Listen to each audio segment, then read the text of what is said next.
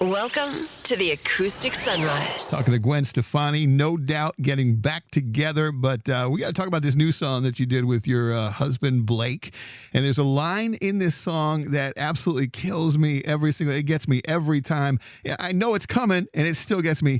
I wonder why you took a risk on a broken heart you cannot fix. That vulnerability, man, I love it. Well, it's just the truth. You know what I mean? Like, you gotta picture the realness of what was going on for us when we met each other. And, when you go through your family, breaking up and falling apart, at the age I was, and I had just given birth to Apollo, I think that you just think, my attitude was, I'm going to eat enough to stay alive. I'm going to sleep, wake up, take care of my kids, and then I'm going to sleep. And that was going to be the rest of my life. And I was fine because you just think I blew it. Like, my life is over. And, I think that the idea that someone tall, hot, handsome, talented, sexy, funny, all the things that is Blake Shelton would be like, hey, you want to make out with me? I'd be like, what? That would never happen to me. And so, that is a risky thing to do, is to say, I'm going to love you and I'm going to love your kids and I'm going to do this with you. And I know what I want. I want you. You're my pretty girl. That's what my life is. So I'm glad that line that you're feeling it, because there's so much behind it. There really was. And originally it was Broken Girl. And then when Blake hopped on it, he changed it to, what is the line now? Broken Heart. So yeah, he gets a little bit credit for that. Love that. I'm not giving him publishing. No publishing. So how has being a dad changed you as a songwriter? As a songwriter, I feel like you I'm a father of a girl as well, and I really feel like that has brought out a completely different side of me, and you just sensitivity-wise, and I feel, I was saying earlier, she comes in the studio with me and falls asleep on my shoulder while I record a vocal. It's a very wholesome thing. I love that. Now, have you written a song about her yet? I wrote a lot of songs about her, yeah, but I've only got one on the album because I didn't want it to just be the baby album. I feel like you should nod and acknowledge it, but then the rest of the album reflects how my last 4 years have been, rather than just how my last 9 months have been, if that makes sense. Now, I know you got a million tattoos. Have you gotten any ink for Lyra yet? Yeah. I got her feet on my back. Oh, I love that. Want to get some questions in from the fans. We tweeted this out and asked people some really good ones here. You've built an amazing relationship with your fans. The Harrys, they just adore you, and want to get some of these questions in. So we'll do a 60-second blitz. I'll ask you as many questions as I can. If you don't want to answer a particular one, just say pass. Okay. First up, adore you, Harold S. This is Tabitha. She wants to know, do you have a pet? I don't. All right, next one. Medina wanted to know what your favorite sushi roll is. What's your sushi order? Not rolls. Okay. Yeah, I'm not a roll guy. Isabel wants to know your favorite TV show or movie as a kid. Probably Charlie and the Chocolate Factory. That was a great one. Two more. Anne wants to know, do you sing in the shower? I do. You probably sing everywhere, right? Mostly in the shower. All right, and final question, Harry. This is from Maggie B. Advice for an aspiring singer and songwriter. Advice for an aspiring singer, I would say, make the music that you want to listen to. Charlie, hello, welcome. Wait, I see my name on the background there. And we kind of fancied up a little bit for you. Wow, this is my favorite. Everyone's backdrop look, yours is my favorite. The fonts and everything is super cool. Well, thank you, Charlie. Man, it's been so long. We got to catch up. What is it, 2019, I think, the last time we saw each other? Yeah, it was right before we were with Rizzo. Our mutual friend, Lou. Our buddy Lou. And that was 2000. You're right. 2019. Crazy. And of course, we had the pandemic in between, lockdown, and it's kind of weird. You took over TikTok, and I felt like I was connecting with you there. Tell us about that. I used it as a tool to distract myself, and then I started seeing a lot of heavy, sad videos, and I thought, what if I were people's musical distraction? What if I took people's troubles away just for a small amount of time? And that turned into me making Light Switch completely on the app. And it's a very weird song. And it basically reaffirmed to me that that was a song that people would like because they were telling me that they liked it. Let me ask you about that. Like the new way that you wrote that song versus the old way where it's so much more secretive. You're kind of hunkered down in a studio. Just a couple people have heard the song before it comes out. And this new way where you did it so publicly and people are like, millions of people are waiting for this thing to come out. The second way, the new way is so much better. I made this song Stay by Kid Leroy and Justin Bieber. That's done very well. And what was very interesting, what he did when we were making that song, is he took out his phone, Leroy, took out his phone and started documenting us making the song. I'm like, bro, you got to wait. Like, you're going to leak your song? And he was like, no one cares about leaks anymore. You have to show the people like what you're working on. And for a year, people were requesting that he come out with that song. It was on people's minds for so long, and it was such a different sound for him. And it was such a pleasure being part of that record. But there's no shock coincidence that Light Switch kind of sounds like it in a way, because it's like a distant relative of it. Let's do it. Let's play the new song, Light Switch. Charlie, why don't you go ahead and introduce your song on the Acoustic Sunrise? Yeah, this is Charlie Puth, and this is my brand new song acoustically, Light Switch, on the Acoustic Sunrise. Congratulations on this new song. It is so good. I'm always so excited when your new music pops up.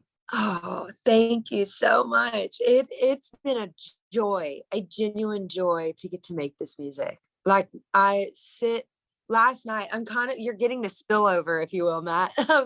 Last night I sat, we had this show that showcased all of the songs. I started from the top of the record and worked all the way through to the end.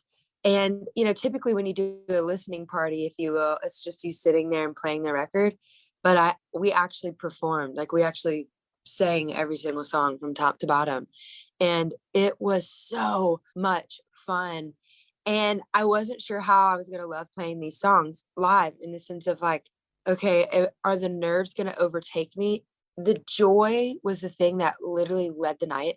And if this is ever so slightly a taste of what I'm going to get to actually give to everybody every single night on tour, I can't wait. And it purely spills out from how beautiful of a time it was in the studio, making these songs, crafting them, writing them, and hearing these stellar musicians come and play alongside. It's been such a wonderful journey. Lauren Daigle, thank you so much. As always, great to talk to you. Thank you so much, Matt. Thanks for having me.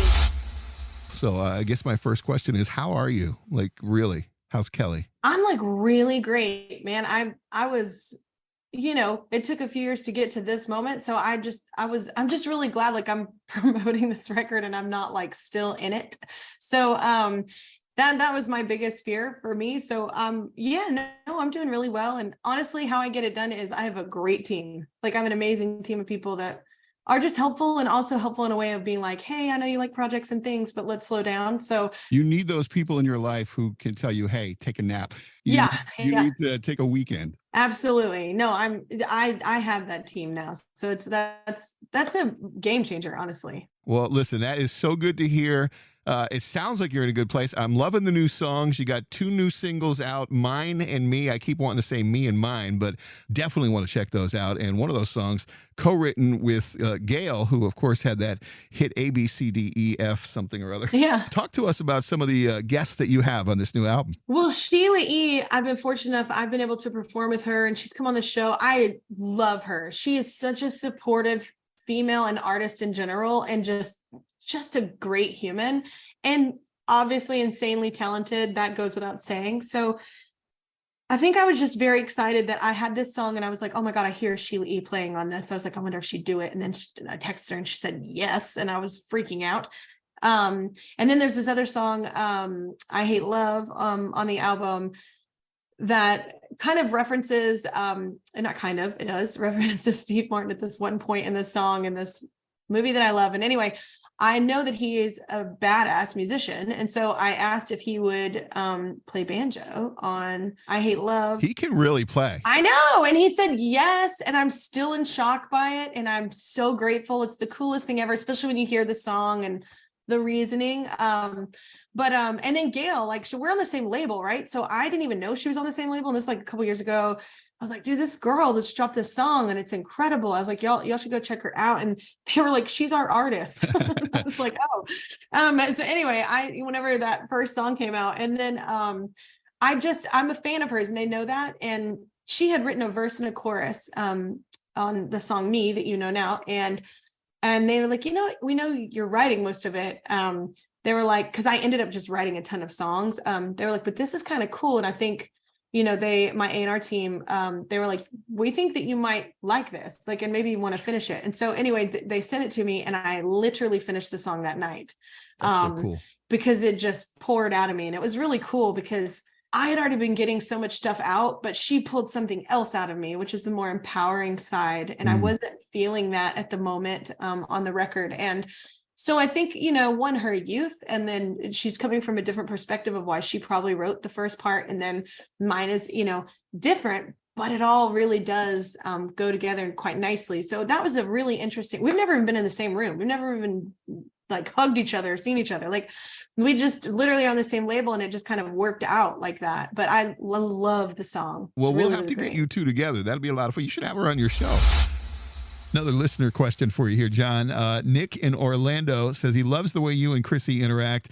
Says it seems like you've got a fantastic marriage. Wants to know if you have any relationship advice. We do have a great marriage. I feel very grateful for her and what she means to me in my life, what she means to our kids and to our family. And I think with any relationship, it starts with just really liking that person and respecting that person. That doesn't mean anybody's perfect, but it means that whatever it is about that person that made you fall in love, their personality, their sense of humor, their chemistry with you, all of that, that you hold on to that and you keep cultivating that. And then with any relationship, you're going to go through tests and you're going to go through challenges. And if you go through those together with respect for your relationship and the commitment to make your relationship work, then you should be able to get stronger through all those challenges. And we've certainly been through challenges, but I feel like we're stronger than ever. And I'm so grateful for her being in my life and that I get to be in hers. And the big reveal at the Emmys, the baby bump, the growing family, the growing legend family. Yeah, it's growing for sure. Teddy, the song is called Broke, and you've been having some fun with that. I got to ask you about those glasses that you're wearing in the video. You're a pretty down-to-earth, practical kind of guy, Teddy. It made me sick to my stomach, bro. How much did they set you back? Yeah, they were, I think, when I ordered them, they were about $550 or something like that, $550 or something. Okay, well, that's not too bad. But yeah, but they're the little Gucci flip chains, and I always wanted them. I saw a long time ago a picture of Conor McGregor wearing them, and I was like, those are so sick. I want those so bad. And so, but to be honest, I wore them for the video and the photo shoot, and I'm so scared to wear any of the other merchandise that I had bought for that video.